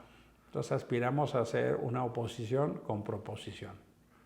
Como lo fue hace mucho tiempo alguno de los partidos, una oposición de verdad, que después se fue disipando lamentablemente. Se fue disipando. Mira, yo los lunes tengo un programa de debate con Azucena Uresti. Sí. Y entonces cuando fue lo de Yunes, ¿no? Sí. Yo decía, es que Morena se comportó como delincuente. ¿No? Una compra y coacción asquerosa, una extorsión terrible. Y me dijo Azucena una frase que me quedó campaneada. Me dijo, sí, Emilio, tienes razón. Pero mira, es que Daniel Becerra, este cuate MC, ¿cómo se va allá a Campeche? En lugar de utilizar la tribuna para denunciar. Sí. Esa es la tribuna más potente. Y sí, eso hubieras hecho tú. El problema de la oposición es que postula extorsionables. Sí, los extorsionaron, carnal. Sí. Pero los extorsionaron porque eran extorsionables. Así es. No todo el mundo es. En la medida en que no presenten gente que no sea extorsionable, que no tenga cola, que le muerden o le pisen. Ahí está. Entonces van a poder hablar con libertad. Sí. Mira, Murat. Se acaba de cambiar, ¿no? No, él fue el titular del Infonavit, que el propio director de Infonavit acusaba que había un fraude de más de 250,000 créditos fraudulentos. ¿Qué hizo? Ahora es senador de Morena y ya se afilió a Morena. Sí. Y así como esos, ¿cuántos? Claro. ¿Cuántos gobernadores que en lugar de perseguirlos son embajadores? Sí. ¿Cuántos que están al servicio? Es ahí entonces cuando dices, pues mal de la oposición. ¿Y en qué momento este gobierno se convirtió en una agencia de impunidad? Porque en lugar de ofrecer justicia, busca poder. Sí, claro. híjole. Y lamentablemente lo está logrando y nosotros lo estamos permitiendo. Fíjate que diría parcialmente, tocayo, porque quieren hacer una narrativa fantástica como si no hubiera oposición. Pues sí, pero 44% de la gente votó por la oposición al Congreso. Sí. No es cierto que no haya oposición, pero también se quiere construir esa narrativa. Entiendo. Me hago cargo que hay gente en el Congreso que uno a veces quisiera más potencia. Hay voces que me gustan, pero sí quisiera más potencia en la oposición. Y por eso Somos México, digo, sí, no es suficiente ser de oposición, tiene que ser una oposición frontal, pero también tiene que ser de proposición. Claro. Para ayudar a resolver las cosas y ayudar a incluir. Sí. Porque si te quedas nada más en la oposición, En la disputa, en la pelea, pues, no sirve nada. no sirve. Juan Pueblo pierde. Es lo que está pasando en Nuevo León. Está atorado todo. Pues sí. O sea, presupuesto, leyes. Leyes. Pero, ¿qué es eso? Y mira, yo creo que es no hacer caso al mandato de la gente. La gente mandó un mandato. Sí. Te dijo, a ver, Samuel, te doy la gobernatura, pero no te doy el Congreso. O sea, tú gobierna con contrapeso. Diferenciado, claro. Ese es el mandato de la urna. Sí. La gente dijo, te quiero de gobierno, pero no te quiero con el poder de decidir todo. Así es. ¿Qué es lo que quiere la gente? Contrapesos. Ese fue el mandato de Nuevo León. Equilibrio. Y en lugar de entenderlo así, lo entienden a las restas.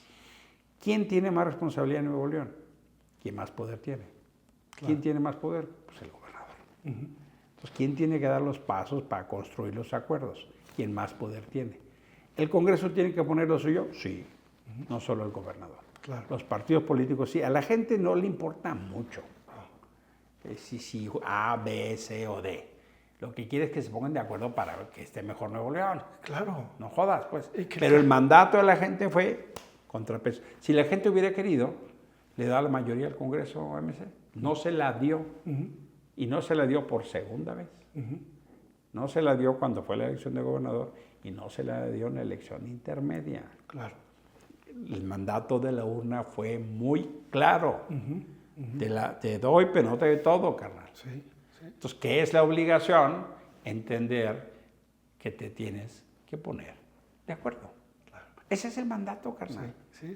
No, si a ti te dicen tu jefa, oye, a ver, maestro, vete a cobrar 3 kilos de carnitas y regresas y traes medio kilo de chicharrón. Cabrón, pues te dije que 3 kilos de carnitas. Sí, pero me pareció mejor traer chicharrón. Pero si yo te dije que...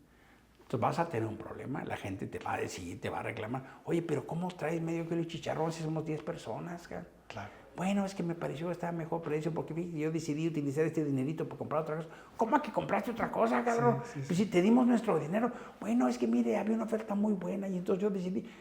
¿Pero cómo? Claro. No, mire, es que también había otra gente, pero yo no le quise comprar porque esa gente era muy antipática. El que vende las carnitas no me cae bien.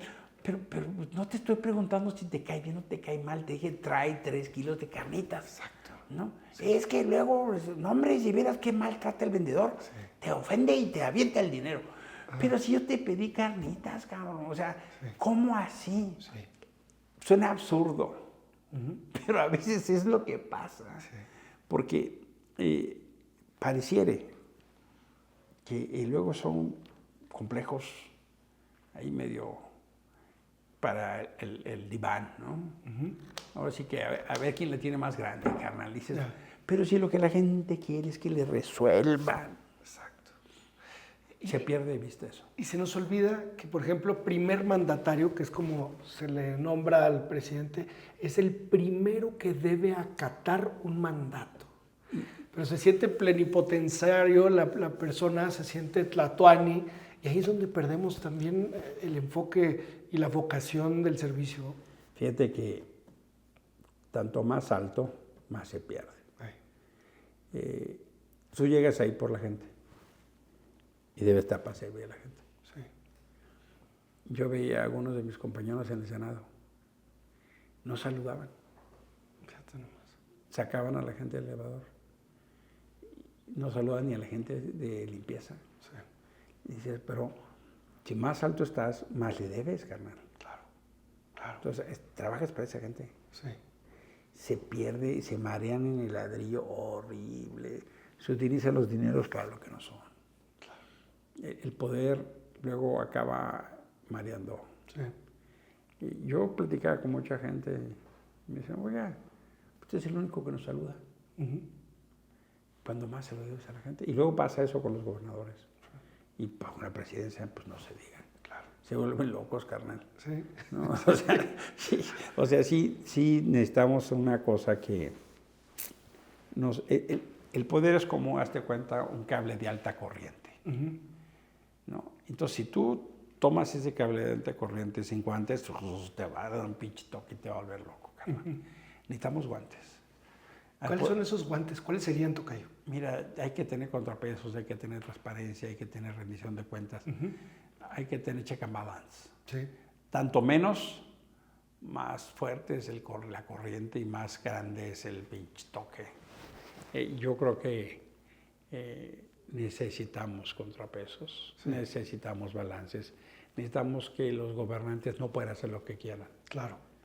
Pero fíjate lo que pasa, está padrísimo esto que estás diciendo, te la compro toda, pero ¿qué pasa? Que, por ejemplo, la revocación de mandato y todas estas herramientas que tenemos supuestamente en tema de ciudadanía, pues que sí está, pero que no está reglamentado, pero que entra hasta dentro de 20 años, que, hijo, eso, pero ¿cómo, caray? O sea, Mira, me acuerdo un amigo, ¿no? Me dice, oye, ¿cómo vas con la dieta? No, hombre, esta dieta no me funciona. Entonces dicen, pues sí, cabrón, ayer te caché chingándote 3 leches, ¿no? Un pedazote de pastel de 3 leches con un cafecito. Pues, ¿cómo va a servir la dieta, carnal? Claro. Nada más, sí. No, ¿cómo va a servir la dieta si te chingaste tus tacotes? ¿Cómo va a servir si no, tú mismo te engañas? Claro, ¿no? claro. A veces es así. ¿Qué dieta estás haciendo si te chingas el pan dulce? ¿Qué dieta estás haciendo si comes tu pinche tortota? ¿No? Sí, es una guajolota. No, un guajolotón, ¿no? Y encima tu coca, cabrón. O sea, ¿cómo? O sea, no te hagas güey, ¿no? Claro. Y a veces pienso que hacen estos instrumentos para hacerse güeyes y hacernos güeyes. Sí. O sea, yo les discutía mucho justo cuando hicieron la revocación del mandato. Le dije, no se hagan pendejos, pues lo hacen para que no se pueda hacer. Claro. ¿No? Claro. Las candidaturas independientes las hacen para que no se pueda hacer. Sí. ¿No? Los nuevos partidos, pues, o sea, en lugar de abrir la participación, los monopolios se cuidan. Claro. ¿No? Y tenemos una dinámica de poder, infelizmente, que se cuidan así. Sí. ¿De quién toca? Pues toca a nosotros presionar, toca a nosotros más para poder generar gobiernos más eficaces. Sí. Yo lo que quiero son gobiernos más eficaces, carnal. No, la verdad, a veces creo que es mucho ruido y pocas nueces. Así es, sí. ¿No? Pero tú ya viste que eso sí pasa en otros lugares. Sí, y misma hay experiencias en el país, claro, de gobiernos que pueden hacer cosas, sí, ¿no? Sí. Pero cuando tú quieres hacer tu protagonismo bajo la idea de que háblese bien, háblese mal, mientras se hable de mí, no, carnal. No es así. Cuando tú eres el centro de la historia, la cosa está mal. El centro de la historia debe ser la gente. Es bien interesante cuando tú ves los informes y es saber cuántas fotos trae del personaje. Entonces ves al personaje o a la personaje en todas las vestimentas, posiciones, opciones y escenarios. Sí. Dices, no mames, este es un informe que tiene 100 fotos. Sí. De la misma persona. De la misma persona, pues como si no se conociera, cabrón. Claro. O sea, lo que importa es la gente. Claro. Dime cómo está la gente, qué hiciste con la gente, dónde está la gente. Cuando tú ves un informe, pregúntate quién es el sujeto de la historia. Si el sujeto de la historia es la gente, o el sujeto de la historia, el protagonista de la historia es el gobernante. Claro. Si el protagonista de la historia es el gobernante, la cosa está mal. Del nivel que sea, del nivel que sea. Si el protagonista de la historia no es la gente, entonces lo que están usando es a la gente para hacerse de su historia. Y de poder y de todo esto. Es correcto. Híjole, no sabes cómo he estado disfrutando Hombre, qué bueno. esto que nos has regalado, de verdad. Ha sido un deleite. Igualmente toca yo. Y te quisiera pedir un pequeño favor final, que es, ¿qué le recomendarías tú, no solo a los jóvenes, sino a cualquier persona con toda esta experiencia de vida, del funcionario, del hombre, del esposo, del papá, de todo esto que está haciendo, ¿cuál sería tu tesoro que le regalarías a alguien en pequeños puntos, o en 1, en 2, o en 3, no sé, como para un closing que... Mira, yo sí pienso que uno tiene que trabajar por las cosas en las que cree. Y yo he aprendido que si tú haces lo que te gusta, entonces disfrutas mucho tu trabajo. Yo soy de la idea, haz lo que te gusta, ¿no? Pero chíngale, porque no nada más porque te gusta te van a caer las manzanas, carnal. O sea, haz lo que te gusta, pero hazlo bien, esfuérzate, trabájale. Sí me parece bien importante que no te quedes estancado y cuando no puedas pide ayuda. Mis amigos han sido siempre una parte muy importante en mi vida. Y yo creo que con las amistades hay una regla de oro. Saber estar. Okay. Puede que no los veas del cotidiano, pero cuando te necesite una amiga o un amigo, tienes que estar. Sí. Entonces, ¿qué te diría? Hay una regla de la vida. Hay que saber estar. Sí. Hay que saber estar contigo, hay que saber estar con los tuyos, hay que saber estar con tus amigos, hay que saber estar con tu país. Hay que saber estar.